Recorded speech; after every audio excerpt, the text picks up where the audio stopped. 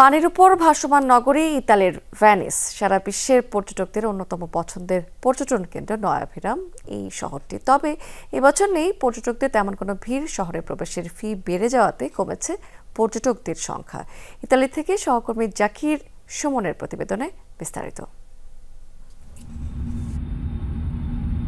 পানির ওপর ভাসছে পুরো একটি শহর। গড়ে তোলা হয়েছে বড় বড় অট্টালিকা, সুপরিকল্পিত রাস্তা আর বিভিন্ন স্থাপনা। জলকন্যা নগরী নামে পরিচিত ইতালির ভেনিস সবসময় পর্যটকদের পছন্দের শীর্ষে। Venice is beautiful. It's my favorite place to be out of all of Italy.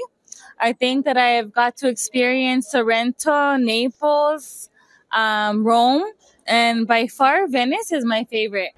প্রতি বছর মে মাস থেকে পর্যটকদের আনাগোনা বাড়তে থাকে ভেনিসে। কিছুদিন আগে ভেনিসের ভারসাম্য রক্ষায় ও অতিরিক্ত মাত্রায় পর্যটক প্রবেশে স্থানীয় বাসিন্দাদের আপত্তিতে পর্যটকদের সংখ্যা নিয়ন্ত্রণে অনলাইনে রেজিস্ট্রেশন এবং 10 ইউরো ফি প্রদানের ব্যবস্থা চালু করে স্থানীয় প্রশাসন। এতে অনেকটাই কমে আসে ভেনিসে ঘুরতে আসা পর্যটকদের সংখ্যা। ফলে ক্ষতির মুখে পড়ে পর্যটন খাতের সাথে সংশ্লিষ্ট ব্যবসায়ীরা, যার মধ্যে রয়েছে প্রবাসী বাংলাদেশিরাও।